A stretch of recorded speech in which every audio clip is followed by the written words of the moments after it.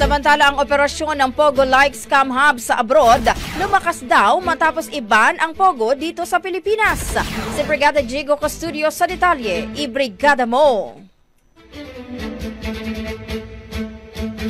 Brigada Live Report! Bureau of Immigration laban sa lumalaking bilang ng mga Pogo-like scam hubs sa ibang bansa na patuloy na nang aakit at nagsasamantala sa mga Pilipinong manggagawa. Ayon sa BI, matapos ipag-utos ni Pangulong Ferdinand Marcos Jr. ang pagsasara ng Pogo sa Pilipinas, patuloy naman lumalakas sa mga illegal na online scam operation sa ibang bansa na hinihikayat ang mga Pilipino gamit ang peking job offers. Sa datos ng BI noong 2024, 118 na Pilipino ang naharang ng ahensya na konektado sa online scamming schemes.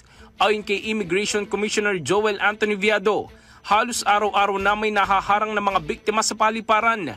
Karamihan ay na-recruit sa social media at inalok na mataas na sahod para sa customer service jobs abroad.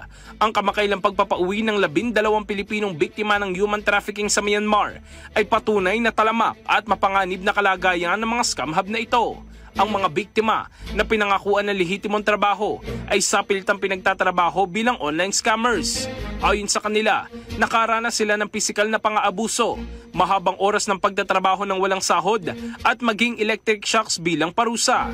Binigyan din ni Viado na maging mapanuri at hinimok ang publiko na iulat ang mga pinaghihinalaang illegal na recruitment activities sa Interagency Council Against Trafficking Hotline 1343. In the heart of changing lives, ito si Brigada Jigo Custodio ng 105.1 Brigada News of Manila, the Music and News Authority. Ang bahaging ito ay hatid sa atin ng Power Cells Herbal Capsule. Tuldukan ang sakit dahil ikaw ang sandigan.